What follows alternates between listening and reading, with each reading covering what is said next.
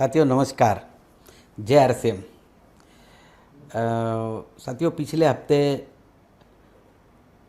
हमने product training start की, तो आज के इस हरित संजीवनी के प्रोग्राम में, आज की एपिसोड में एक बिल्कुल ही बेसिक जानकारी देने में जा रहा हूँ साथियों, जो हर कोई किसान हो या डिस्ट्रीब्यूटर हो, हर एक के लिए ये जानकारी बहुत महत्वपूर्ण है।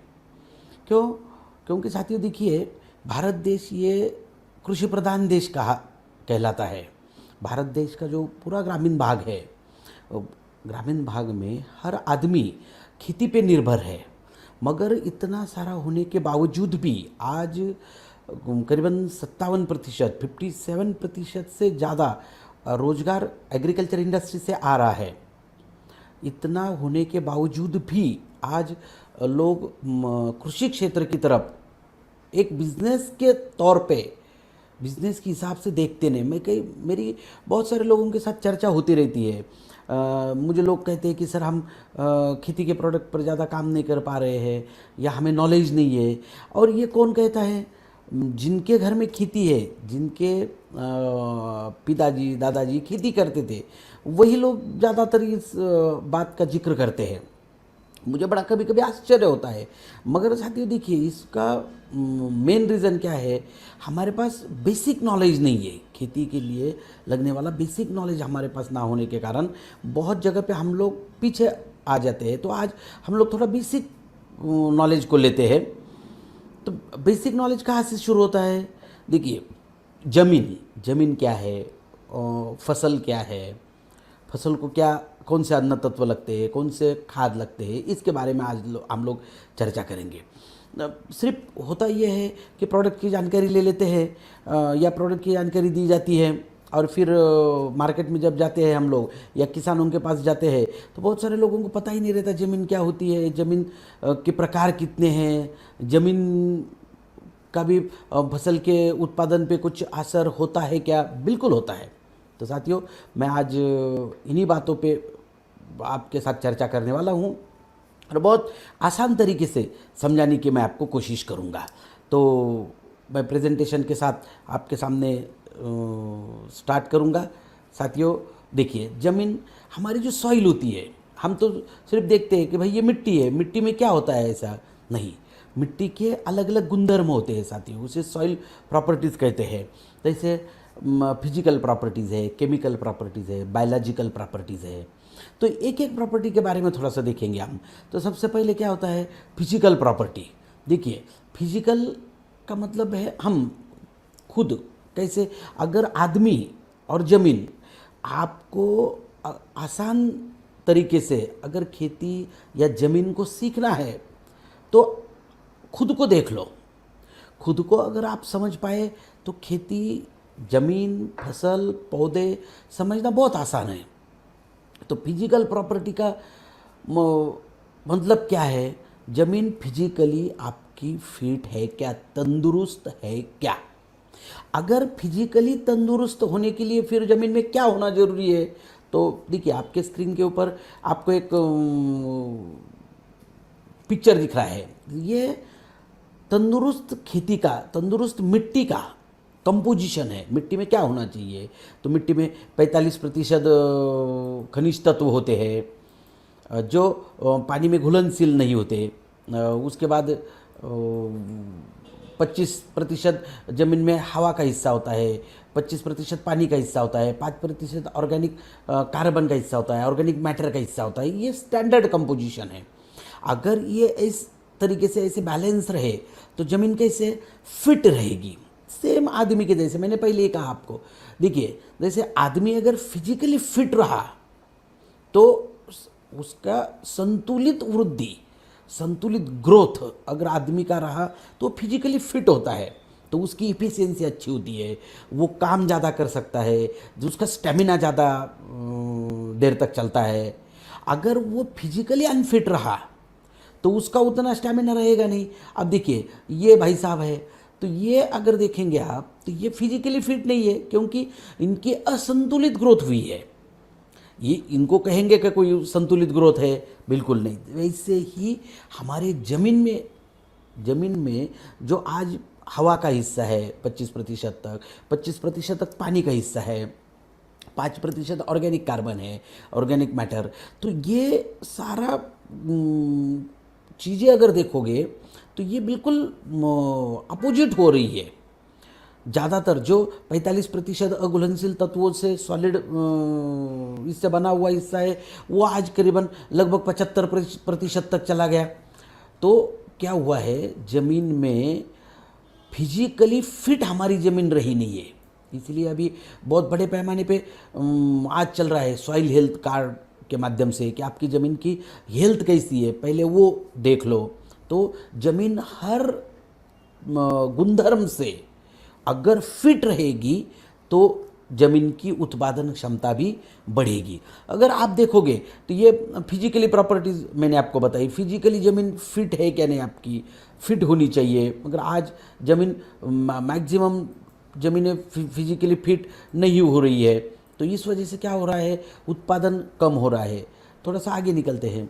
केमिकल प्रॉपर्टीज़ देखो, मैंने पहले ही कहा आपको, बिल्कुल आदमी के जैसा है। जैसे आदमी अगर फिजिकली फिट रहा तो उसकी एफिशिएंसी अच्छी होती है, उसकी क्षमता अच्छी होती है। वैसे ज़मीन अगर हमारी फिजिकली फिट है, ऑर्गेनिक कार्बन ज़मीन में अच्छा है, पानी पकड़ने की क्षमता ज़मीन में अच्छी है, नमी ज़्यादा बनी रहती है, फिर उस हिसाब से ज़मीन फिजिकली फिट रहती है। अब केमिकली प्रॉपर्टीज़ में क्या आता है, जैसे आदमी फिजिकली फिट है, ये तो ऊपर से दिखता है, फिजिकली फिट है क्या नहीं ये आपको ऊपर से सामने से दिखेगा, मगर वो केमिकली उसका प्रोफाइल क्या है वो अगर आपको देखना है तो आपको उसका ब्लड टेस्ट करना पड़ेगा। ब्लड टेस्ट करने के बाद फिर पता चलता है कि उसके शरीर में हीमोग्लोबिन कितना है, बाकी न्यूट्रिएंट्स कितने हैं, क्या कितना है। तो वैसे ज़मीन में भी होता है। ज़मीन की जब आप मिट्टी का परीक्षण करोगे तो हमें पता चलेगा कि ज़मीन में हमारी केमिकली ज़मीन हमारी फिट है क्या नहीं। तो ज़मीन का सबसे महत्वपूर्ण होता है पीएच, सामू।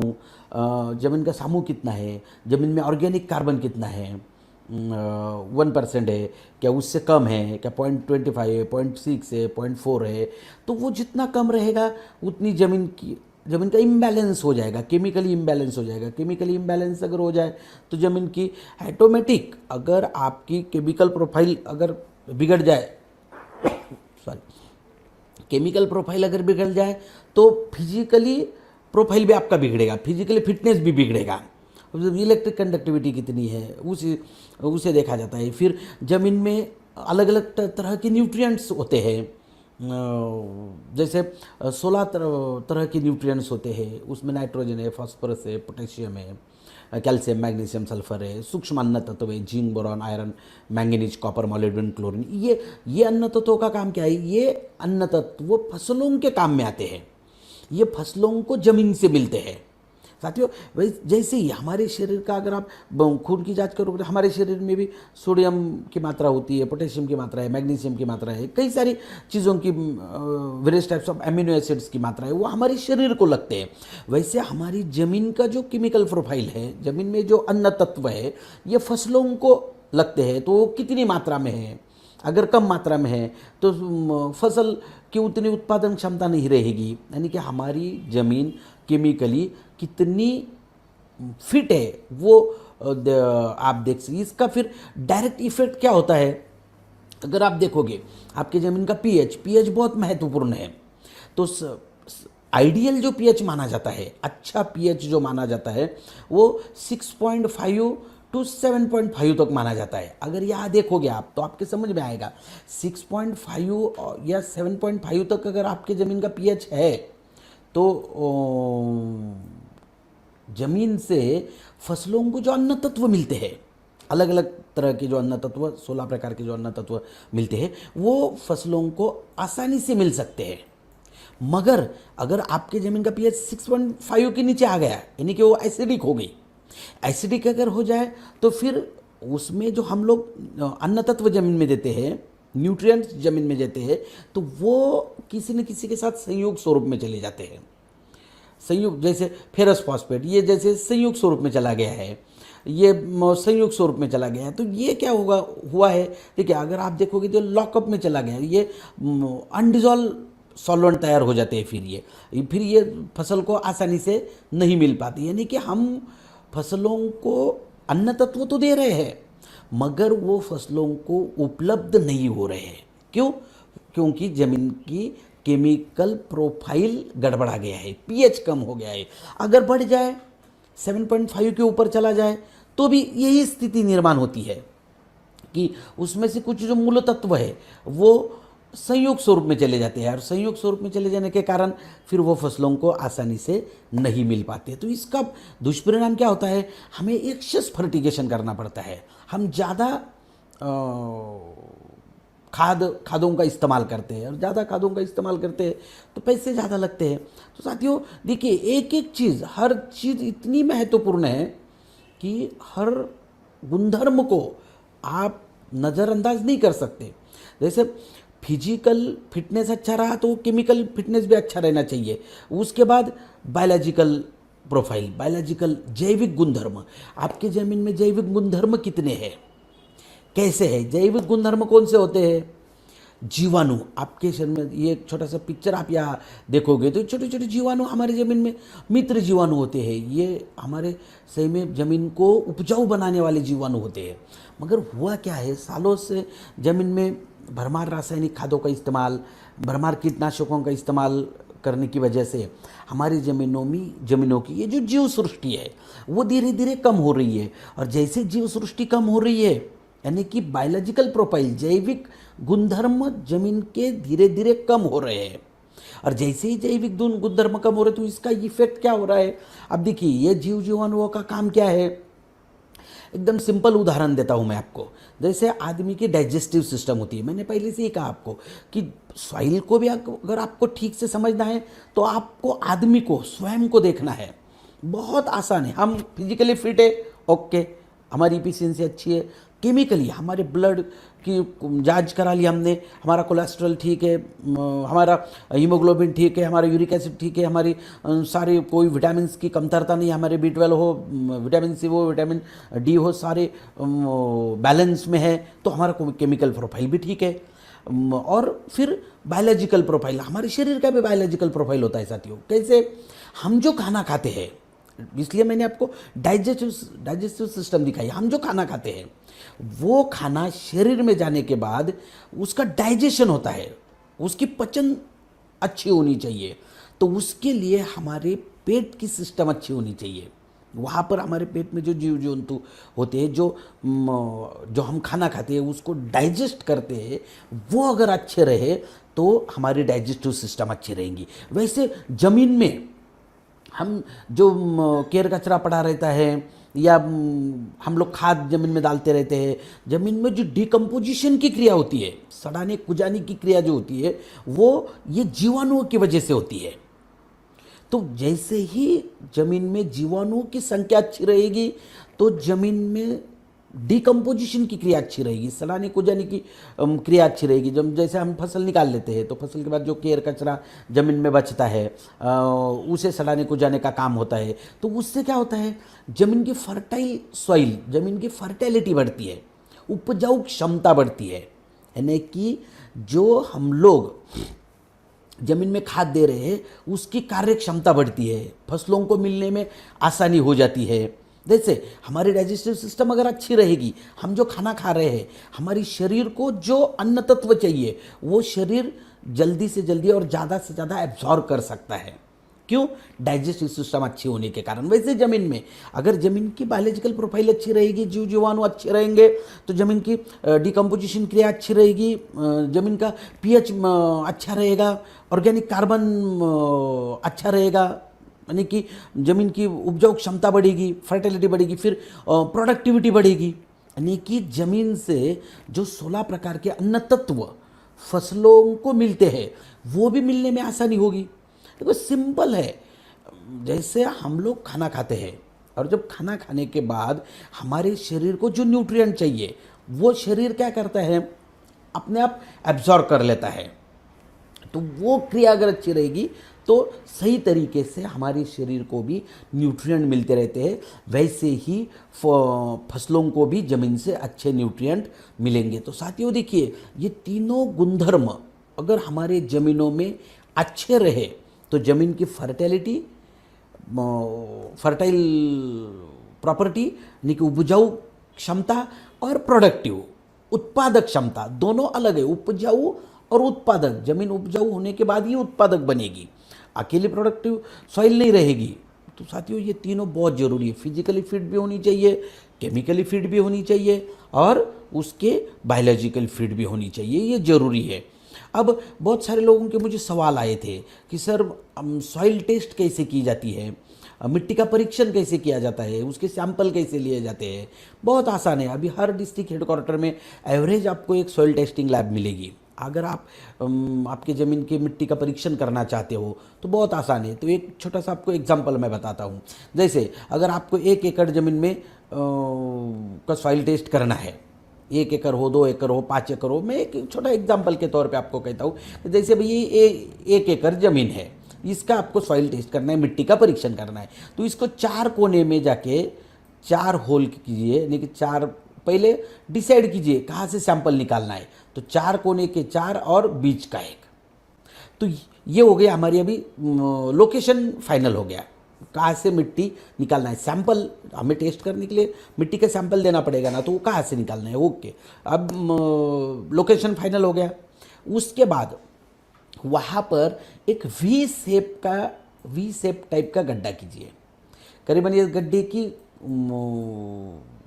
डेप्थ जो है वो 10 से 12 इंच होनी चाहिए, 10 से 12 इंच होनी चाहिए। और ये ज़्यादा से ज़्यादा 8-10 इंच ऐसे कीजिए।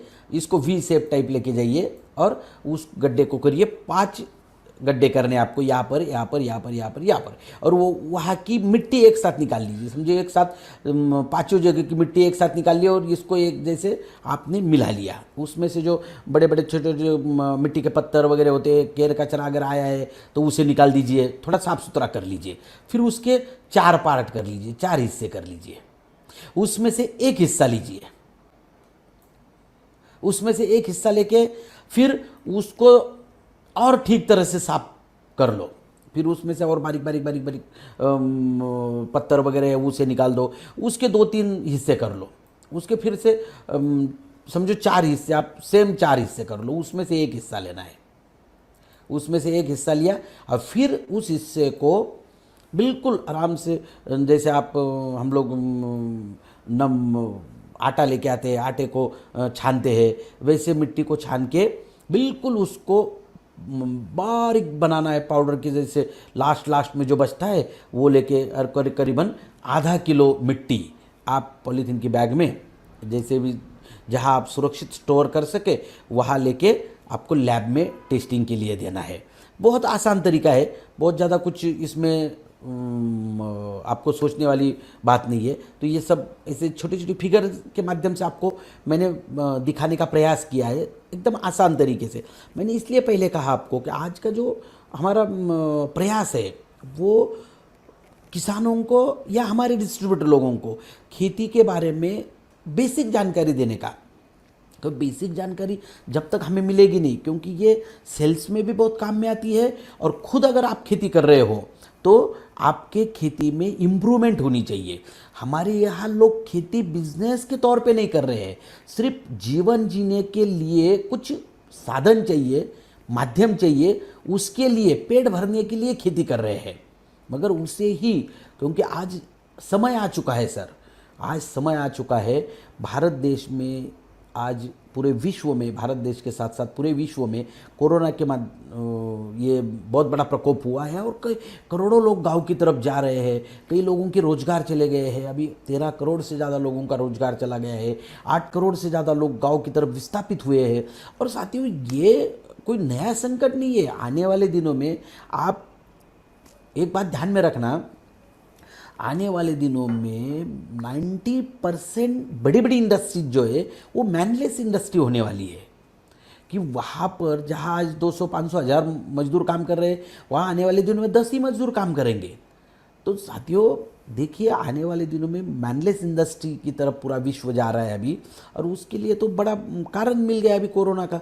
सोशल डिस्टेंसिंग आपको रखनी ही पड़ेगी। तो फिर इतनी जो आबादी है उनको एकमात्र ऐसा सेक्टर है खेती का, एग्रीकल्चर का, जो रोजगार दे सकता है या हमारे उपजीविका का बहुत अच्छा साधन हो सकता है, मगर हम उसे बिजनेस के तौर पे अगर देखेंगे तो, और उसे हमारे बिजनेस के तौर पे अगर देखना है तो ये बेसिक जानकारी, ज्ञान लेना बहुत ज़रूरी है, थोड़ा अभ्यास हमारा होना ज़रूरी है। तो इसलिए मैंने आपको सॉइल के बारे में आज एक छोटा सा विस्तृत जानकारी दी है। उसके बाद हम सोचते हैं फिर प्लांट के बारे में, फसल क्या होती है। हम चलते हैं, रास्ते से चलते हैं, खेत में जाते हैं, फसल तो दिखती है हमें, मतलब फसल क्या, जैसे कोई बीज लगा दिया ज़मीन से, फिर फसल उग गई, फिर उसको फूल लग गए, फल लग गए, हो गया काम। बिल्कुल नहीं। फसल की स्टेजेस आपको पता होनी चाहिए। फसल क्या होती है, फसल में स्थित्यंतर क्या होते हैं। तो देखिए, यहाँ पर आपको बिल्कुल आसान तरीके से समझाने की कोशिश करता हूँ मैं। स्टेजेस ऑफ प्लांट ग्रोथ, फसल की ग्रोथ कैसे होती है। सबसे पहले हम क्या लगाते हैं, ज़मीन में बीज लगाते हैं, यानी कि जन्म अवस्था। हम हरित संजीवनी में सबको बताते हैं कि फसल की अवस्था जो होती है सेम आदमी के जैसे होती है।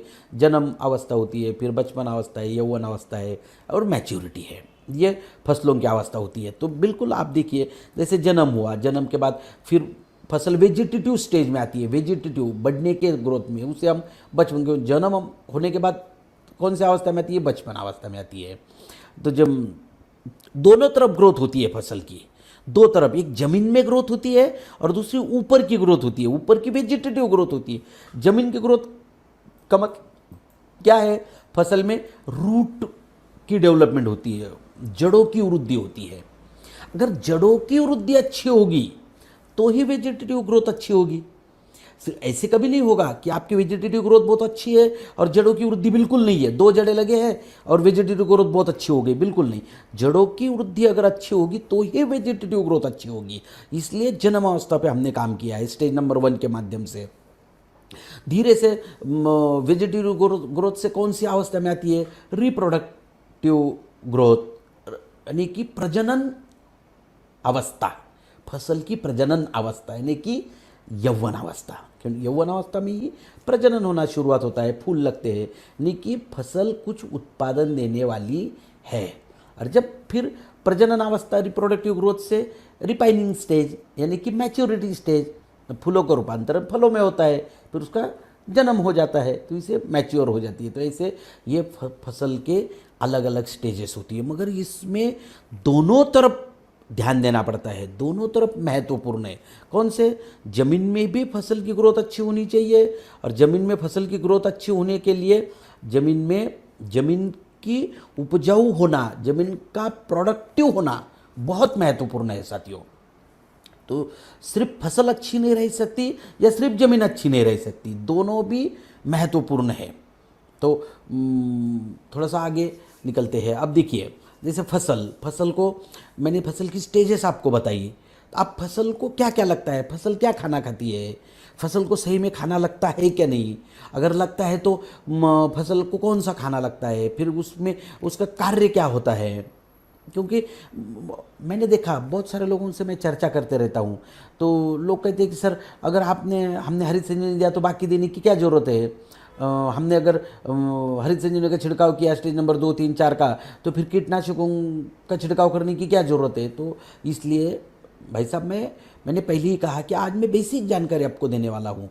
तो फसल का स्ट्रक्चर देखिए, ये फसल है, तो फसल को देखिए, फसल को टोटल 16 टाइप का खाना लगता है, 16 टाइप के अन्न तत्व फसल को लगते हैं। तो इसमें से अगर आप देखोगे, ऑक्सीजन, हाइड्रोजन और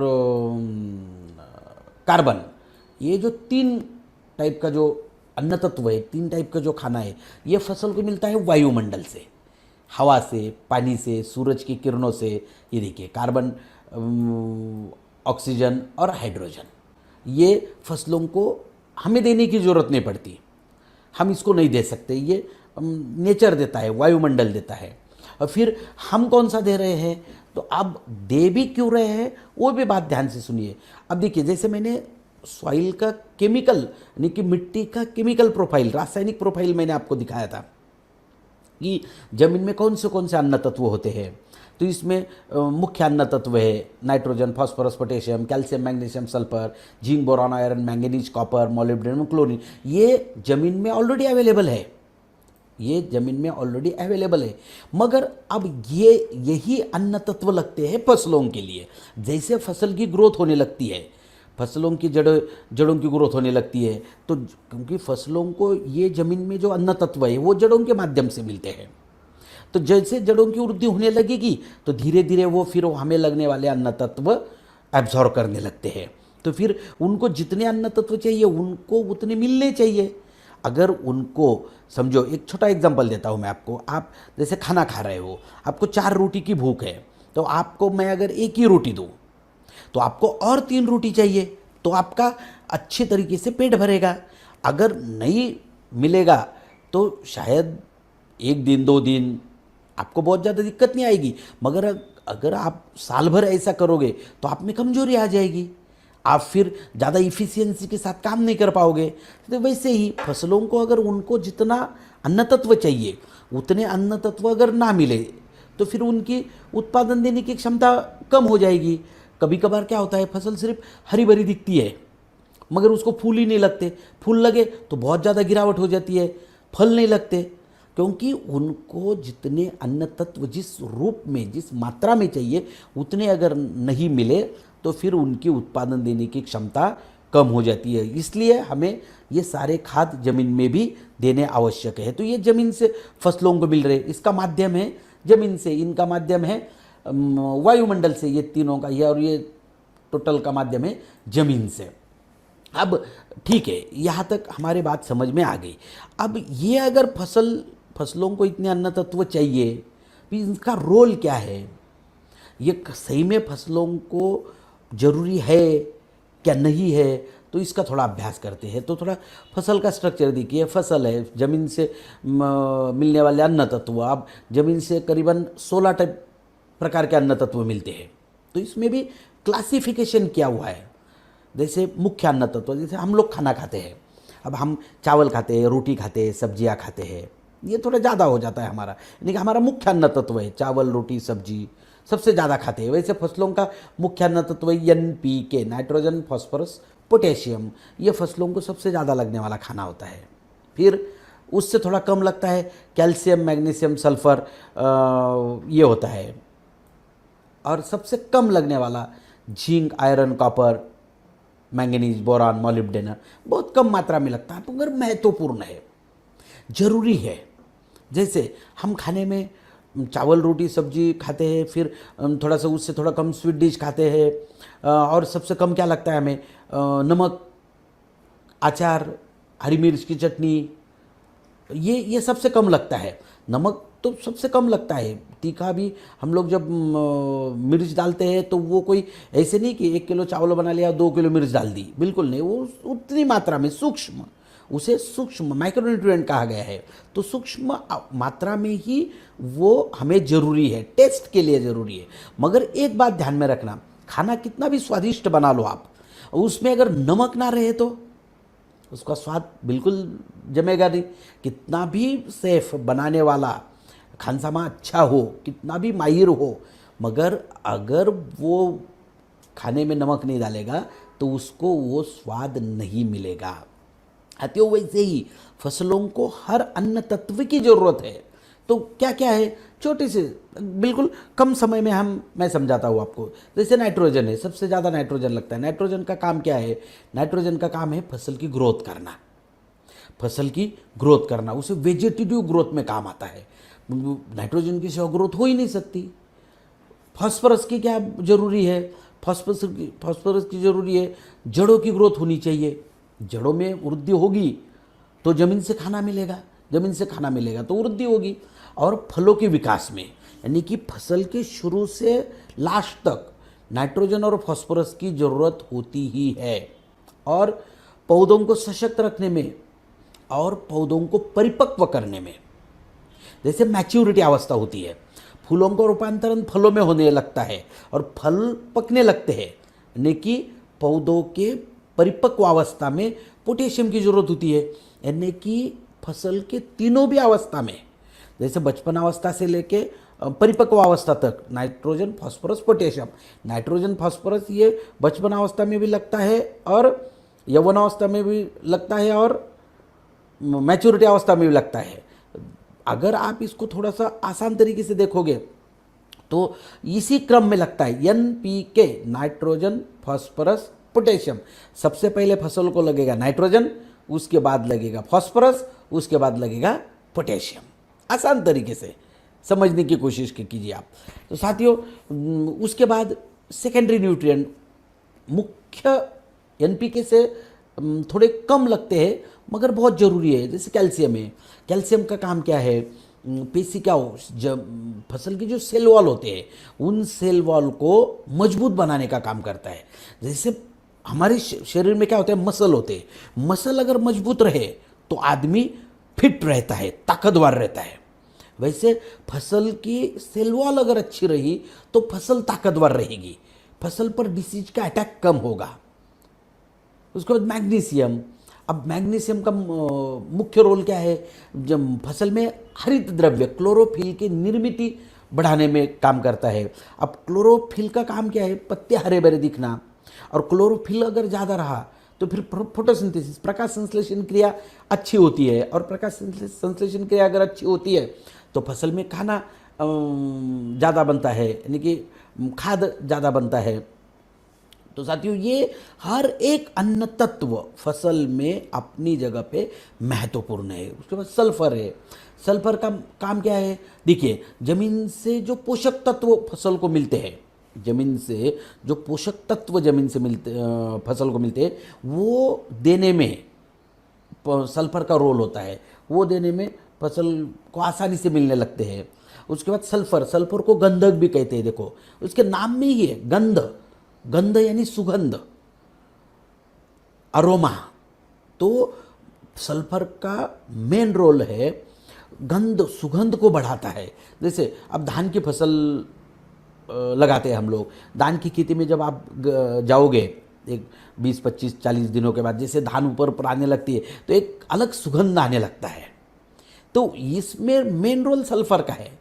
फूलों में सुगंध आता है, इसमें मेन रोल सल्फर का है, क्योंकि उसका काम ही है अरोमा को बढ़ाना, सुगंध को बढ़ाना।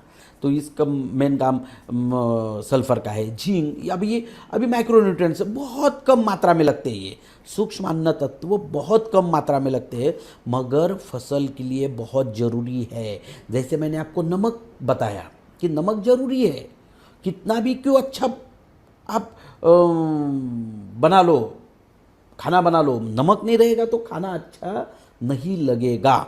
वैसे अब झिंक का काम क्या है, जैसे देखो फसल के शरीर में अलग अलग तरह के हार्मोन्स बनते हैं। जैसे इंडोल एसिटिक एसिड है, CPU है, साइटोकाइनिन है, ऑक्सीजन है। तो ये हार्मोन हर स्टेज में अलग अलग काम करते हैं और ये फसल के शरीर में स्वयं निर्मित होते हैं। तो ये जैसे झिंक का जो काम है वो फसल में ऑक्सीजन, ये जो हार्मोन है इसको इसकी निर्मित में मदद करता है। और झिंक का और काम क्या है, फसल की संतुलित वृद्धि होती है। फसल की एबनॉर्मल वृद्धि नहीं होने देगा, फसल की अवास्तव वृद्धि नहीं होने देगा। एक आध बार क्या होता है, जैसे नाइट्रोजन की ज़्यादा मात्रा हो जाए तो फसल सिर्फ बढ़ने लगती है और फसल की अगर ज़्यादा ग्रोथ हो जाए तो फिर फसल की उत्पादन देने की क्षमता कम हो जाती है। तो फसल की संतुलित वृद्धि में भी झिंक बहुत महत्वपूर्ण काम करता है। आयरन का क्या रोल है, आयरन का रोल है क्लोरोफिल की निर्मित में महत्वपूर्ण काम आयरन का होता है। फलों में बहुत अच्छा काम होता है आयरन का। कॉपर, अब देखो कॉपर का काम क्या है, बहुत कम मात्रा में लगता है मगर कॉपर का काम है फसल के शरीर में रोग प्रतिरोधक क्षमता को बढ़ाता है। कॉपर की मात्रा अगर कम हो जाए तो फसल में बीमारियों का प्रकोप बढ़ने लगता है। एक्चुअल बहुत सारी बीमारियां ये कुछ अन्न तत्वों की कमी की वजह से आती है। तो जैसे एक छोटा उदाहरण देता हूँ, मैं आपको एग्जांपल देता हूँ। देखिए हमारे पहले भी आज भी कई सारे घरों में रात को तांबे के बर्तन में पानी रखते हैं, तांबे के बर्तन में पानी रखते हैं और सुबह उठ के पीते हैं। क्यों? क्योंकि कॉपर में एक शक्ति होती है जो आदमी के शरीर में भी रोग प्रतिरोधक क्षमता को बढ़ाता है। वैसे कॉपर फसल में रोग प्रतिरोधक क्षमता को बढ़ाने का काम करता है। मैंगनीज, मैंगनीज का महत्वपूर्ण काम है प्रकाश संश्लेषण क्रिया को तेजी से बढ़ाने में। प्रकाश संश्लेषण क्रिया में बहुत महत्वपूर्ण रोल है मैंगनीज का। बोरान के कोशिकाओं के विभाजन में बहुत बड़ा काम करता है, यानी कि फसल में जो ब्रांचेस, देखो कोशिका यानी सेल वॉल, कोशिकाएं जब तक विभाजन नहीं होगा तो फसल की ग्रोथ नहीं होगी, फसल को ज़्यादा ब्रांचेस शाखाएं नहीं लगेंगी। तो कोशिकाओं का विभाजन करने में, यानी कि फसल की ब्रांचेस में बोरान का बहुत बड़ा रोल है। प्रजनन वृद्धि बोरान की वजह से बढ़ती है, यानी कि यौवन अवस्था में, जैसे प्रजनन अवस्था कब आती है, यौवन अवस्था में आती है, तो उस समय उसकी प्रजनन वृद्धि को अगर बढ़ाना है तो बोरान की महत्वपूर्ण रोल है। परागन में बहुत बड़ा रोल है। कभी कभार क्या होता है, कई सारे लोगों का कंप्लेंट होता है, सर हमारे फसल में फूल तो लग गए मगर फलों में रूपांतरित नहीं हो रहे हैं।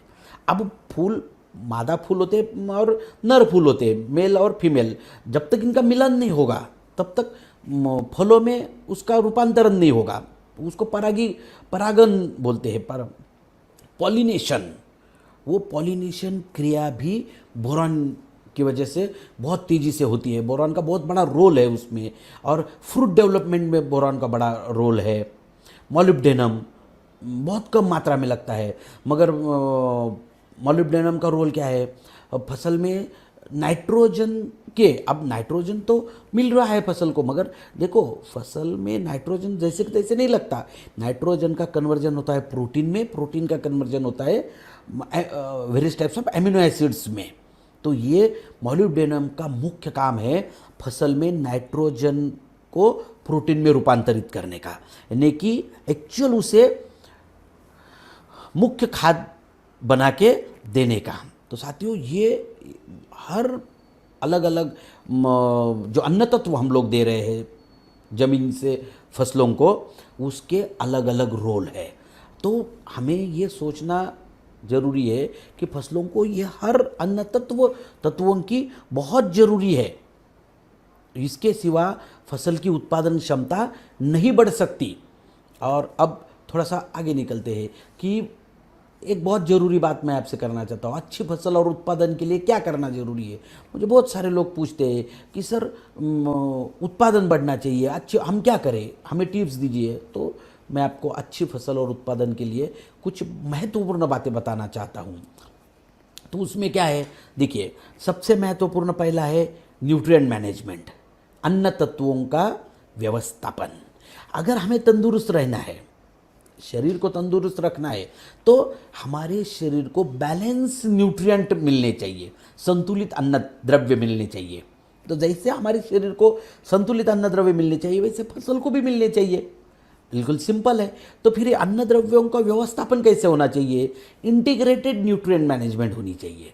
सभी प्रकार के अन्न तत्व फसल को मिलने चाहिए। सभी प्रकार के अन्न तत्वों के माध्यम से, फर्टिलाइज़र खादों के माध्यम से फसल को अन्न तत्व मिलने चाहिए। तो हम देखेंगे कौन से फर्टिलाइज़र हम फसल को देते हैं। केमिकल फर्टिलाइज़र देते हैं, ऑर्गेनिक फर्टिलाइज़र देते हैं, फिर बायो फर्टिलाइज़र देते हैं, जैविक फर्टिलाइज़र देते हैं। तो ये इसमें एक एक अलग अलग देखेंगे हम लोग। तो जैसे देखिए ऑर्गेनिक केमिकल जो फर्टिलाइज़र है, रासायनिक खाद है, उसमें स्ट्रेट फर्टिलाइज़र, सरल फर्टिलाइज़र उसे कहते हैं, सीधे, लेकिन जिसमें सिर्फ एक ही अन्न तत्व है। जैसे फसल को लगने वाले मेन कौन से है, NPK, नाइट्रोजन, फास्फोरस, पोटेशियम। तो ये उसे कहते हैं सरल अन्न तत्व, स्ट्रेट फर्टिलाइजर। यूरिया में क्या है, नाइट्रोजन है। MOP, म्यूरेट ऑफ पोटेशियम है उसमें। SOP, सल्फेट ऑफ पोटेशियम है। SSP, सुपर फॉस्फेट, तो उसमें फास्फोरस है। तो ये सिर्फ ज़्यादा लगने वाले हैं, फसल को ज़्यादा मात्रा में लगते हैं, इसलिए वो स्ट्रेट फॉर्मेट में बनाए जाते हैं। फिर दूसरा प्रकार होता है कॉम्प्लेक्स फर्टिलाइज़र, सम्मिश्र संयुक्त खते। ये रिएक्शन करके बनाए गए होते हैं। अब इसका ऑर्डर फॉर्म जो है NPK के हिसाब से होता है, नाइट्रोजन, फास्फोरस, पोटेशियम के हिसाब से होता है। इसका सबसे अच्छा उदाहरण है DAP। हम लोग बहुत सारे किसान इसे डाई बोलते हैं, हम डाई लगाया, हमने DAP लगाया। DAP का डाई अमोनियम फॉस्फेट। तो इसमें क्या है, 1846। अब इसका क्रम अगर देखोगे आप तो NPK, तो 18 क्या है, नाइट्रोजन, 18% नाइट्रोजन, इसमें 46% क्या है, फास्फोरस है। ये हो गए कॉम्प्लेक्स फर्टिलाइज़र। तो कॉम्प्लेक्स फर्टिलाइज़र में अलग अलग, तो ये अलग अलग फसलों के लिए अलग अलग राज्य के हिसाब से ग्रेड बनाए गए हैं, अलग अलग एरिया के अनुसार ग्रेड बनाए गए हैं। फिर 10 26 26 है। अब इसमें क्या ग्रेड लगाओगे आप? 10 26 26 का मतलब क्या है? एन 10% है, पी 26% है, के 26% है। तो ऐसे अलग अलग 0 52 34 है। तो ये इसमें नाइट्रोजन नहीं है, सिर्फ फास्फोरस और पोटेशियम है। 19 19 19 है। तो एनपी के तीनों भी है। 12 61 में सिर्फ नाइट्रोजन और फास्फोरस है।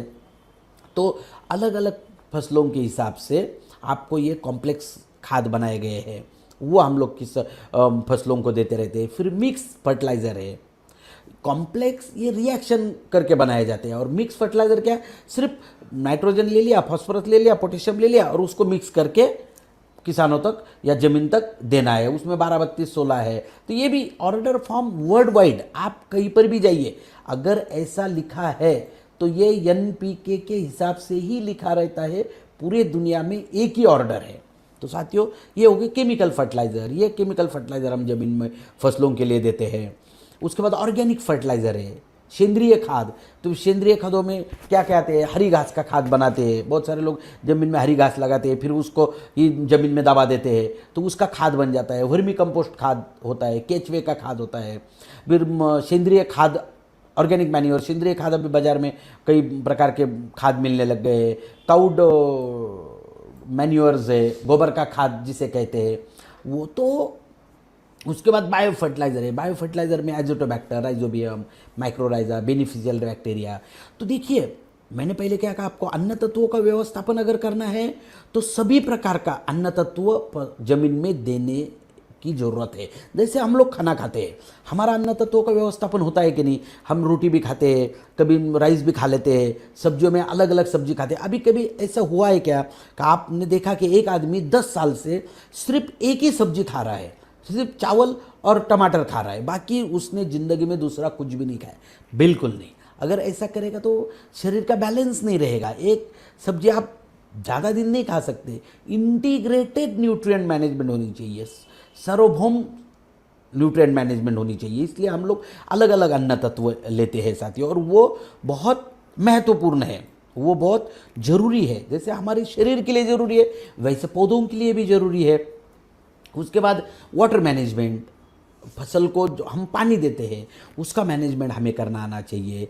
कब पानी देना है, कितना देना है, वाटर मैनेजमेंट अच्छा रहना चाहिए। डिसीज मैनेजमेंट, बीमारियों का व्यवस्थापन होना चाहिए। फसल में अलग अलग तरह की बीमारियाँ आती है। कौन सी बीमारी आती है? फफूंद है, बैक्टीरियल है, वायरल है, रूट नोड नेमेटोड है।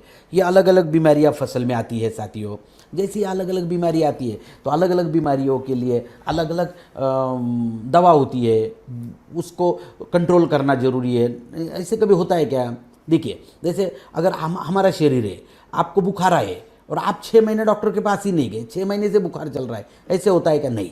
अगर आपको बुखार आए तो ज़्यादा से ज़्यादा 1 आध दिन आप रुकते हो, 2 दिन रुकते हो, तीसरे दिन तो डॉक्टर के पास जाते ही हो। डॉक्टर को कहते हैं, डॉक्टर साहब हम बीमार पड़े हैं, हमें देखिए ज़रा, कुछ दवा दीजिए। साथियों, वैसे ही हमारे फसल के ऊपर जब बीमारी आती है तो आपको उसके ऊपर कंट्रोल लेना ज़रूरी है। अन्य का बीमारी अगर ज़्यादा बढ़ जाए तो क्या होगा?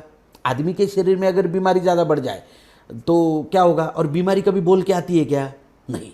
बीमारी ऐसा नहीं है कि किसी को बुखार आया तो मुझे नहीं आएगा, ये बिल्कुल नहीं। कोई भी बीमारी किसी को भी आ सकती है, ऐसा कोई रूल नहीं है। उसके बाद पेस्ट मैनेजमेंट, कीड़। फसल पर 2 टाइप, एक बीमारी आती है और दूसरे कीड़ आते हैं। तो कीड़ों में अलग अलग प्रकार के कीड़े, लीफ ईटिंग कैटरपिलर है, जैसे इस टाइप की पत्तों को खाने वाली इल्ली आ जाती है। फिर फ्रूट शूट ब्रोरर है, ये फलों में लगते हैं या फिर धान में भी लगते हैं, धान की फसल को खा जाते हैं। उसके बाद सकिंग पेस्ट, ये सबसे ज़्यादा आने वाली कीट है फसल पर, 90% फसल पे आने वाली कीट है सकिंग पेस्ट। ये पत्तों के ऊपर बैठ के पत्तों का जूस पी लेते हैं। तो साथियों, मेरा कहने का मतलब ये है कि अगर आपको एक अच्छा उत्पादन लेना है ज़मीन से तो इन चीज़ों पे आपको ध्यान देना पड़ेगा। जैसे आपका न्यूट्रिएंट मैनेजमेंट अच्छा होना चाहिए, water management, disease management, pest management, ये बेसिक जानकारी आपको होना इसलिए ज़रूरी है। अन्यथा क्या होता है, हम किसी किसान के पास चले जाते हैं और फिर वो कहता है ये देख लो भाई मेरी ये ज़मीन है, ये फसल है, ये सब सूख गई है। फिर आप भी क्या कहते हो, अरे यार ये फसल सूख गई। वहाँ से कई सारे लोगों को फ़ोन आते हैं फिर हमारे हरित संजीवनी टीम को कि सर यह फसल सूखने लग गई, क्या करें। अब आप 1000 किलोमीटर दूर रहते हो, फिर वहाँ से बात आती है कि फसल सूख, तो फसल सूखने का कारण क्या है। तो थोड़ी बेसिक जानकारी अगर आपके पास रही तो आपको प्रोडक्ट बेचने में बहुत आसानी होगी।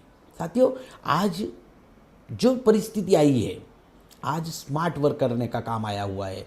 और मैं तो ये बहुत, अब ऐसी परिस्थिति में खुश तो होना नहीं चाहिए क्योंकि कोरोना की वजह से पूरे विश्व पर बहुत बड़ा संकट छाया हुआ है, मगर ये कोरोना ने हमें इतना कुछ सिखाया है साथियों।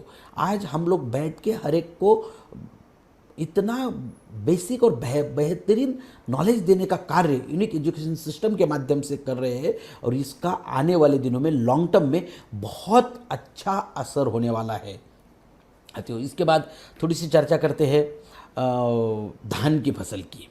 साथियों, आज प्रोडक्ट की कोई चर्चा नहीं, मैंने सुबह पहले ही बताया आपको। आज का जो एपिसोड है ये सिर्फ बेसिक जानकारी का एपिसोड है, मगर आज अभी खरीफ का सीज़न स्टार्ट हो रहा है। जब हम प्रोडक्ट की जानकारी देते हैं तो बहुत सारे लोगों के सवाल रहते हैं, सर धान की फसल में कैसे देना है, कपास की फसल में कैसे देना है, सब्जियों में कैसे देना है, फिर भिंडी में कैसे देना है। तो आज हम सिर्फ धान की फसल पर चर्चा करेंगे क्योंकि धान की जो फसल है भारत देश में सबसे ज़्यादा सभी राज्यों में, देखिए अगर इसका परसेंटेज देखोगे आप तो ऐसा कोई राज्य नहीं है, और हर राज्य में मिनिमम 13 14 15% धान की फसल लगती है कल्टिवेटेड लैंड में। तो बहुत बड़े पैमाने में विश्व में सबसे ज़्यादा धान की फसल लेने वाला भारत देश है।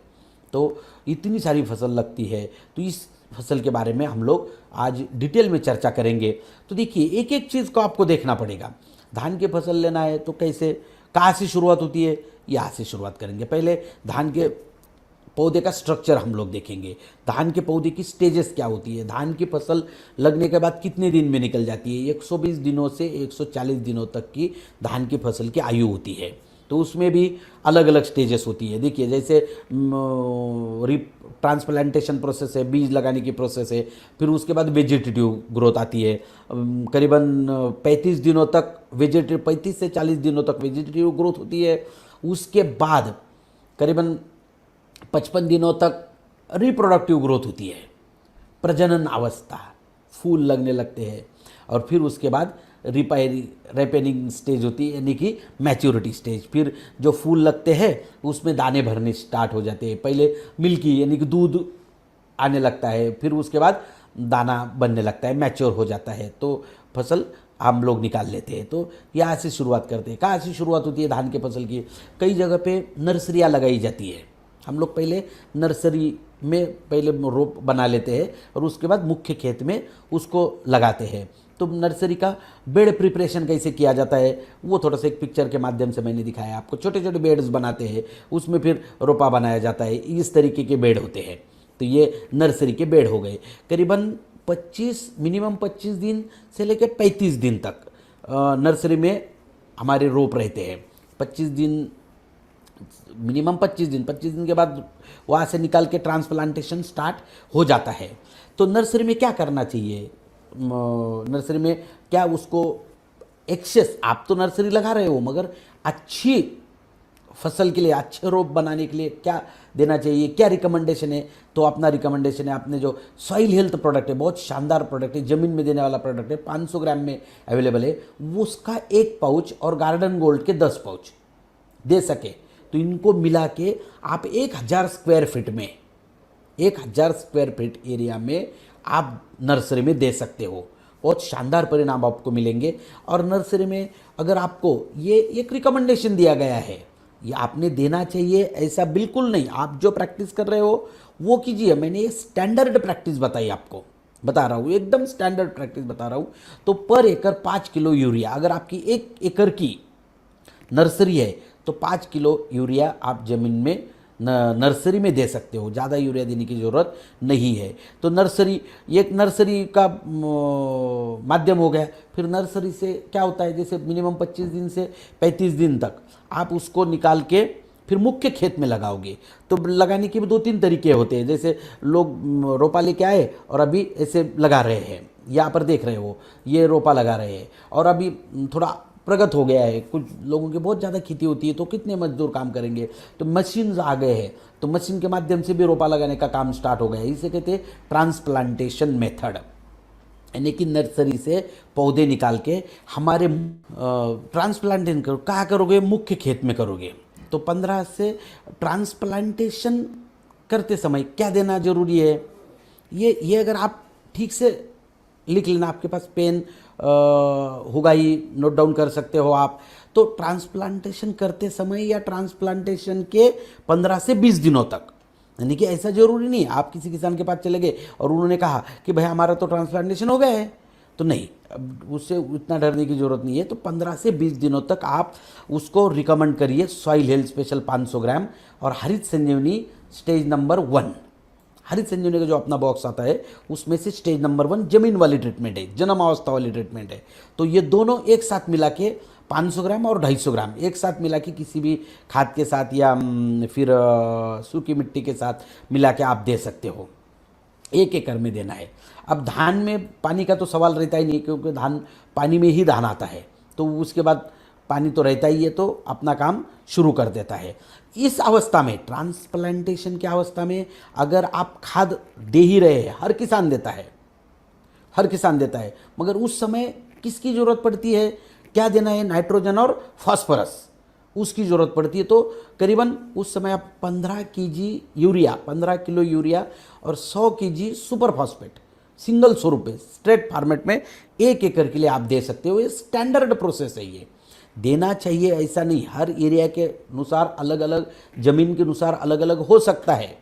तो ये मैंने स्टैंडर्ड आपको इसका रिकमेंडेशन किया है। उसके बाद या तो फिर देखो, ये हो गई एक मेथड, ट्रांसप्लांटेशन एक मेथड हो गई। अब कई जगह पे डायरेक्ट बीज लगा देते हैं, सोइंग होती है। बहुत जगह पे अभी डायरेक्ट सोइंग करने लग गए, जमीन में डायरेक्ट बीज डाल देते हैं। तो 2 तरीके से, एक तो ऐसे पकड़ के पूरी ज़मीन में फेंक देते हैं, या उसके लिए भी छोटे छोटे मशीन्स आ गए हैं, उसमें मशीन में डाल के ज़मीन में बिजाई करते हैं। तो अगर करना है तो करीबन आप देखो 60 से 60 टू 80 केजी बीज लगता है 1 हेक्टेयर के लिए। 60 करीबन 1 एकड़ के लिए आपका 25 से 30 केजी बीज आएगा 1 एकड़ में डालने के लिए। तो जैसे आप बीज लगाओगे, तो इसका रिकमेंडेशन क्या है? बीज लगाते समय या लगाने के 15 से 20 दिनों तक, बीज लगाते समय या लगाने से 15 से 20 दिनों तक वही आपको रिकमेंडेशन आएगा। सॉइल हेल्थ स्पेशल 500 ग्राम और हरित संजीवनी स्टेज नंबर 1 250 ग्राम किसी भी खाद के साथ या सूखी मिट्टी के साथ मिला के आप इसे डाल सकते हो, बिल्कुल। और उसी समय आप ज़मीन में खाद देते हो, जो भी दे रहे हो या देना चाहते हो, तो 15 केजी यूरिया और 100 केजी सुपर फास्फेट, दोनों का महत्वपूर्ण रोल है शुरू में। क्योंकि फास्फोरस क्या काम में आता है? जड़ों की वृद्धि में काम में आता है। तो इसलिए शुरू में फास्फोरस की बहुत ज़रूरी होती है। यूरिया की, नाइट्रोजन की ज़रूरी क्यों होती है? वेजिटेटिव ग्रोथ बढ़ती है, इसलिए उसकी ज़रूरत होती है।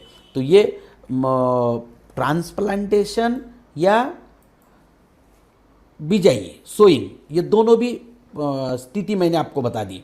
अब फसल उसके बाद कौन सी अवस्था में आएगी? वेजिटेटिव ग्रोथ में आएगी, यानी कि बचपन अवस्था में होती है, तो उसको ट्रिलिंग लगना शुरू हो जाता है। तो वहाँ से करीबन एक 15 से 20 दिनों का अंतर होता है। वो जैसे आप बिजाई करोगे तो बिजाई से ये 35 से 40 दिनों का अंतर होता है, 35 से 40। मगर धान में एक समस्या ऐसी है कि धान में जितने लेट करोगे तो बाद में फिर आपका छिड़काव नहीं हो पाएगा, क्योंकि बहुत सारे लोग फिर अंदर जा नहीं पाते।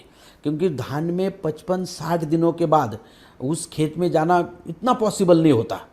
तो एवरेज 55-60 दिनों तक ही अपनी सारी ट्रीटमेंट उससे ख़त्म करनी चाहिए। ख़त्म करें तो भी आपको कोई दिक्कत नहीं आएगी। तो जैसे धान की बुआई करने के 20 से 25 दिनों के बाद देखो री ट्रांसप्लांटेशन के वहाँ से डेट गिननी है। ट्रांसप्लांटेशन अगर आज हुआ है तो उसके 25 दिनों तक, बुआई हुई है तो उसके 25 दिनों तक, कन्फ्यूज़न नहीं करना। आराम से आप अगर किसी किसान के पास जाते हो या आप खुद किसान हो तो आपको उतना तो मालूम है कि आपने भाई नर्सरी से ये पौधे उखाड़ के अपने मुख्य खेत में कब लगाए या हमने बिजाई कब की, इतना तो मालूम है। बस वहाँ से गिनना है, वहाँ से 25 दिनों तक हरित संजीवनी प्रक्रिया नंबर 2। अब हरित संजीवनी प्रक्रिया नंबर 2 कितना है? 100 ग्राम है। 1 लीटर पानी में 1 ग्राम लेना है तो पानी कितना बनेगा आपका? 100 लीटर बनेगा। और उसमें स्प्रेमैक्स 1 ml मिलाना है। मगर अब इसमें कभी कभार क्या होता है, इस अवस्था में 1 लीटर 1 एकड़ में, आपका जो 1 एकड़ खेत होता है तो 100 लीटर पानी की ज़रूरत नहीं पड़ती आपको कितने लोगों को 50 लीटर की ज़रूरत पड़ती है, 60 लीटर की ज़रूरत, 70 लीटर की ज़रूरत पड़ती है। तो ये 100 ग्राम पाउडर पर्याप्त मात्रा में जितना पानी लगता है उसमें मिला के आप छिड़काव कर सकते हो। और उसमें स्प्रेमैक्स 85 1 लीटर पानी में 1 ml ये लेना कंपलसरी है, ज़रूरी है। स्प्रेमैक्स के सारे फायदे आप लोगों को पता है, स्प्रेमैक्स के सिवा धान में छिड़काव करना ही नहीं है, तो ये एक रिकमेंडेशन दिया गया है। उसके बाद इस अवस्था में, क्योंकि अभी देखो ये वेजिटेटिव अवस्था है, बचपन अवस्था है, अब इस अवस्था में फसल को न्यूट्रिएंट भी ज़्यादा लगते हैं, खाना भी ज़्यादा लगता है। तो इस अवस्था में आपको इसमें कॉम्प्लेक्स खाद देने ज़रूरी है कुछ। फिर लोग डाई लगाते हैं, 20-25 दिनों के बाद डीएपी लगाते हैं। देखो आप डीएपी दे सकते हो 10-26 हर एरिया के हिसाब से, ज़मीन के हिसाब से ये खाद बदल सकते हैं। ये कोई कंपलसरी नहीं है कि यही देना चाहिए। तो डीएपी दे सकते हो, 10-26-26 दे सकते हो, 20-20-0-13 दे सकते हो। इसमें से कोई भी पर एकड़ में 50 kg देना है। और धान में सबसे महत्वपूर्ण है, झिंक की डिफिशियंसी आती है, धान पीला पीला पड़ने लगता है। नर्सरी में भी धान पीला पड़ने लगता है। बहुत सारे लोगों की कंप्लेंट आती है, सर हमारे धान पीला पड़ने लग गया है। तो ये मेन कारण है झिंक की डिफिशियंसी का। झिंक जो अन्न तत्व है उसकी कमतरता का ये मुख्य कारण है। तो इस अवस्था में, बचपन अवस्था में, झिंक सल्फेट जो एक माइक्रोन्यूट्रिएंट आता है, सूक्ष्म अन्न द्रव्य आते हैं, वो 5 किलो 1 एकड़ में उसका रिकमेंडेशन किया गया है। तो आप इसे दे सकते हो। तो इस वजह से क्या होगा, आपकी एक अच्छी तंदुरुस्त फसल आने में फ़ायदा होगा। तो आप फिर कहोगे कि सर हम हरित संजीवनी सॉइल हेल्थ दे रहे, तो इसका काम क्या होगा?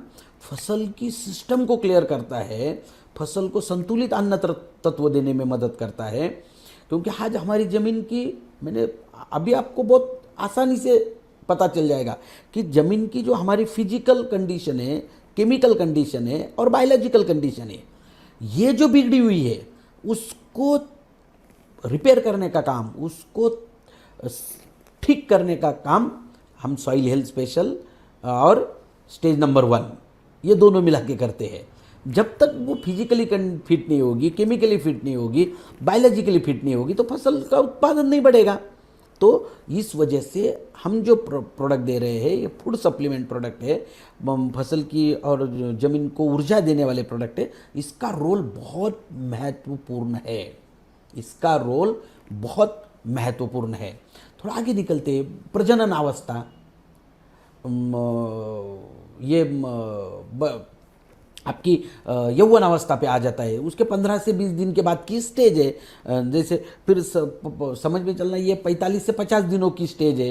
ट्रांसप्लांटेशन के बाद 50-55 दिनों तक प्रजनन अवस्था स्टार्ट हो जाती है, फूल लगने लगते हैं। तो इस अवस्था में महत्वपूर्ण क्या है अपना हरित संजीवनी स्टेज नंबर 3, जन्म यौवन अवस्था वाली ट्रीटमेंट।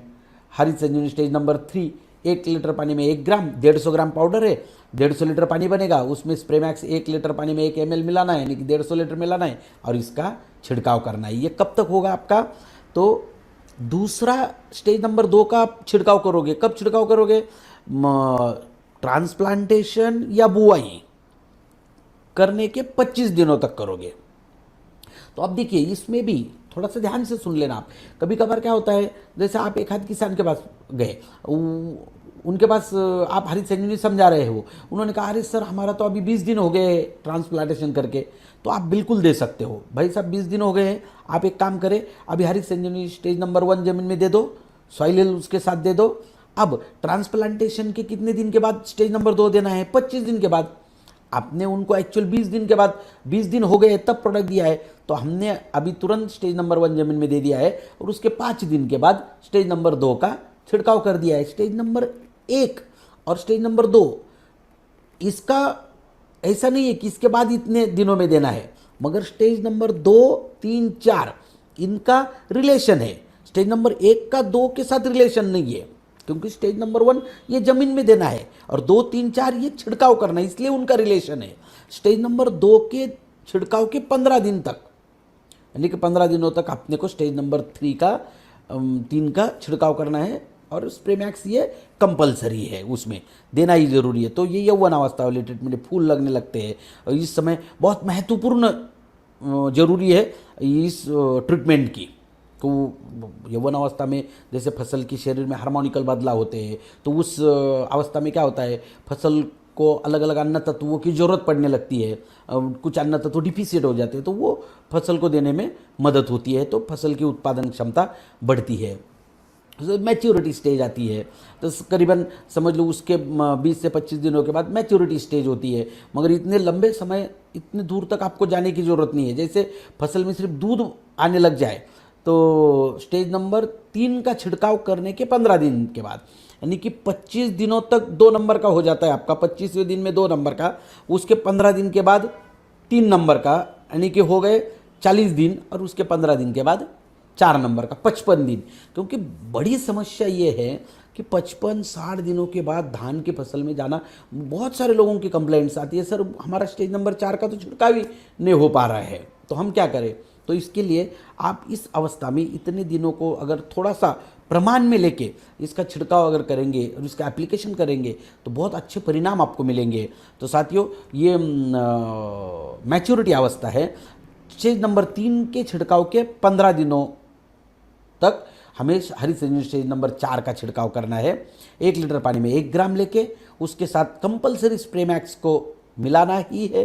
स्प्रे मैक्स ये कंपलसरी प्रोडक्ट है। अब उसके साथ ये मैच्योरिटी में आप खाद भी देते हो, कुछ लोग खाद देते हैं, तो क्या देना चाहिए, उसको रिकमेंडेशन क्या किया है, तब फसलों को कौन से न्यूट्रिएंट की आवश्यकता है। जैसे मैंने आपको कहा, नाइट्रोजन की वेजिटेटिव ग्रोथ बढ़ने में आवश्यकता है और पोटेशियम की मैच्योरिटी स्टेज में आवश्यकता है, तो इस दरमियान आपको पोटैश देना आवश्यक है। तो पोटैश 30 kg और यूरिया फिर 20 kg 1 एकड़ के लिए, यानी कि उसकी ग्रोथ भी होगी और मैच्योरिटी भी अच्छी आएगी। इसके लिए ये खाद आप दे सकते हो। उसके बाद थोड़ा सा आगे निकलते हैं, एक छोटा सा, फसल पर आने वाली बीमारियां कौन सी है। 5 मिनट में सारी सिस्टम खत्म करता हूँ। अभी धान की फसल में आने वाली बीमारियां कौन सी है, तो अलग अलग बीमारी होती है। फफूंद है, बैक्टीरियल बीमारी है, वायरल बीमारी है, सकिंग पेस्ट है। तो फफूंद में अलग अलग फफूंद आते हैं धान के ऊपर, जैसे ब्लास्ट है, सीड ब्लाइट है, स्टेम रॉट है, फॉल्स स्मूट है। फिर बैक्टीरियल ब्लाइट आता है, धान रेडिश हो जाता है। फिर टुंगरो नाम का एक वायरल इन्फेक्शन आता है, रस चूषक कीट आते हैं। अब कुछ जो किसान सुन रहे होंगे उनको ऐसे लगेगा कि भाई ये क्या सभी बीमारियां हमारे फसल पे आएगी? बिल्कुल नहीं, सब बीमारी ये आपके फसल पे नहीं आ सकती। ये एरिया वाइज, हर फसल वाइज उसके काम करने के तौर तरीके पे अलग अलग बीमारियां आती है। एक साथ कभी सभी बीमारियां नहीं आ सकती। जैसे एक आदमी उसको हार्ट अटैक भी आ गया, ब्लड प्रेशर भी है, कैंसर भी है, डायबिटीज़ भी है, बुखार भी आ गया, ऐसे होता है क्या? सभी बीमारी एक आदमी को होती है क्या? नहीं। जैसे सभी प्रकार की बीमारी एक आदमी को नहीं होती, वैसे फसल को भी सभी बीमारियां नहीं होती। ये पूरे भारत देश का अभ्यास करके धान के फसल के ऊपर कौन सी बीमारी आ सकती है ये आपको बताया गया है। तो इसमें अगर ये बीमारी आती है तो क्या करना है और कैसे, छोटा रिकमेंडेशन देने का प्रयास हमने किया है। तो फफूंद में ब्लास्ट अगर आता है, ब्लास्ट एक जो फफूंद टाइप है, तो जैसे ऐसे रेडिश धब्बे आ जाते हैं, पत्ते ऐसे सूखने लग जाते हैं और फिर धीरे धीरे फसल सूख जाती है। तो इसमें सबसे महत्वपूर्ण अपने पास डिफेंड करके प्रोडक्ट है, फंगिस्टैटिक फफूंद रोधक है, ये बहुत महत्वपूर्ण प्रोडक्ट है। डिफेंड 2 ग्राम लेना है, फिर ट्राई साइक्लोजोल 2 ग्राम, मैंकोजिप 2 ग्राम और स्प्रेमैक्स ये कंपलसरी है। ये बाजार वाले प्रोडक्ट है, ये बाजार से मिलेंगे आपको, ये केमिकल प्रोडक्ट है, ये अपन बनाते नहीं ये, मगर इस बीमारी के लिए ये जरूरी है, ये आप इसको रिकमेंड कर सकते हो, दे सकते हो। एक्चुअल किसान देते ही है, ऐसा नहीं है कि पहली बार दे रहे हैं, ऐसा नहीं है कि पहली बार दे रहे हैं, किसान का एवरेज रेगुलर प्रैक्टिस है। ये मैंने सिर्फ कुछ एग्जाम्पल के लिए नाम आपको इसलिए दिए है कि आपने अगर इसको ध्यान से पढ़ा, आपने अगर इसको ध्यान से पढ़ा, समझ लिया, तो आप जब किसान के पास जाते हो या आप किसान हो तो आपको ये समझ में आएगा कि अरे नहीं नहीं ये प्रोडक्ट है, अच्छा अच्छा ये दिया था, या किसी बीज भांडार वाले ने आपको दिया, अरे हाँ ये प्रोडक्ट है, ये इस फंगस पे चलता है। तो इसमें अगर रैपिड की ज़रूरत है तो रैपिड मिला के आप छिड़काव कर सकते हो। रस चूसक कीटकों का अटैक अगर होगा तो। उसके बाद सीथ ब्लाइट आता है, सीथ ब्लाइट एक फफूंद है, उसमें भी डिफेंड कार्बेंडाजिम 1 ग्राम, स्प्रेमैक्स 1 ml, स्प्रेमैक्स 1 ml सभी छिड़काव में कंपलसरी है, बार बार नाम लेने की भी ज़रूरत नहीं है। तो उसके बाद validamycin hexaconazole 2 ml, 1 ml hexaconazole, Spraymax 1 ml, और ज़रूरतों के अनुसार रैपिड लेना ज़रूरी है। तो ये अलग अलग देखो, बीमारी अगर है तो आपको उसी तरीके की, अलग बीमारी है तो अलग दवा देनी पड़ेगी। हमारे शरीर में बुखार आता है, कभी कभार क्या होता है, बुखार आया तो हम डॉक्टर के पास जाते हैं, तो डॉक्टर कहते हैं भाई एक काम करो पैरासीटामोल ले लो, एक दवा लिख के देता है। फिर 2 दिन के बाद बुखार आया, एक आध बार फिर वो पैरासीटामोल लिख के, और तीसरी बार अगर आया तो बोलता है नहीं नहीं अभी ये बुखार कोई अलग है, फिर वो खून की जांच करा लेता है, फिर उसमें मलेरिया है क्या, टाइफाइड है क्या, फ्लू है क्या, तो किस की वजह से ये बुखार आ रहा है उसके ऊपर दवा देनी जरूरी होती है। वैसे फसल के ऊपर जो बीमारी आती है, तो ये फफूंद है मान लिया, मगर फफूंद में कौन सी फफूंद है, तो ये इसको भी देखना जरूरी होता है। तो इसलिए उस हिसाब से हमें अलग अलग छिड़काव करने पड़ते हैं। तो ऐसा नहीं है कि एक ही दवा बना दी और सभी के ऊपर काम कर जाए, बिल्कुल नहीं। जैसे आदमी के लिए एक दवा नहीं है, अलग अलग कई सारी दवाइयाँ हैं, लोग याद भी नहीं कर पाओगे इतनी दवाइयाँ। उसके बाद स्टेम रॉट आता है, स्टेम रॉट बहुत कॉमन बीमारी है, स्टेम रॉट की कॉमन बीमारी है, बहुत एरिया में ये आ रहा है। जैसे ऐसी फसलें नीचे रूट के पास देखोगे ना, ऐसी काली काली हो जाती है और बाद में फिर वहाँ से बिल्कुल टूट जाती है फसल, सूखने लगती है। डिफेंड एक कॉमन है, डिफेंड बेहतरीन प्रोडक्ट है और आप इसको हमेशा इस्तेमाल कर सकते हो। थायोमेनेट मिथाइल 1 ग्राम और स्प्रेमैक्स 1 ml, ज़रूरतों के अनुसार रैपिड आप इसमें ले सकते हो। फाल स्मूट ये फंगल बीमारी है, फाल स्मूट फंगल बीमारी है, इसमें डिफेंड, मेटालॉक्सिल, मैंकोजिप और स्प्रेमैक्स मिला के आपको छिड़काव करना है। उसके बाद बैक्टीरियल ब्लाइट, ये कॉमन बीमारी है, बैक्टीरियल ब्लाइट ये बहुत कॉमन बीमारी है। तो इसमें क्या होता है, अलग अलग पत्ते ऐसे रेडिश हो जाते हैं, बैक्टीरियल ब्लाइट आता है ज़्यादातर वो, तो उसको कॉपर ऑक्सीक्लोराइड, उसके बाद स्ट्रेप्टोसाइक्लिन और स्प्रेमैक्स 85, और उसके बाद 2 छिड़काव करने पड़ते हैं, डिफेंड और कैप्टन 2 ग्राम, कैप्टन और स्प्रेमैक्स 85 लेके। तो ये एक स्टैंडर्ड फॉर्मेट में ये सारी सिफारिश की गई है। तो ये कोई हर जगह पे ऐसी ही होनी चाहिए ऐसा बिल्कुल नहीं, हर एरिया के अनुसार, हर किसान के अनुसार, हर एक के अनुभवों के अनुसार ये अलग अलग हो सकती है। उसके बाद वायरल बीमारी आती है, टुंगरो करके धान में, अभी ये हर जगह पे आएगी ऐसा बिल्कुल नहीं, शायद एक आधी स्टेट में आते होंगे। और ये जो रिकमेंडेशन किए गए हैं, ये सब जो स्टडी किया गया है, ये भारत देश के जो अच्छे एग्रीकल्चर यूनिवर्सिटीज़ है उनके जो अनुभव है, उनका जो स्टडी है, उनके हिसाब से ये सारी डिसीजन ली गई है, उनके हिसाब से ये सारे रिकमेंडेशन लिए गए हैं। तो ये वेरी हो सकते हैं। तो टुंगरो जब उसमें rapid, defend, rapid 2 ml, defend 2 ग्राम, मैंकोजिप, स्प्रेमैक्स 1 ml, इस तरीके से आप इसे दे सकते हो। पोटेशियम नाइट्रेट 5 ग्राम प्रति लीटर, स्प्रेमैक्स 1 लीटर। स्प्रेमैक्स ये कंपलसरी है, हर जगह पे स्प्रेमैक्स को देना जरूरी ही है। तो साथियों ये हुआ वायरल बीमारी।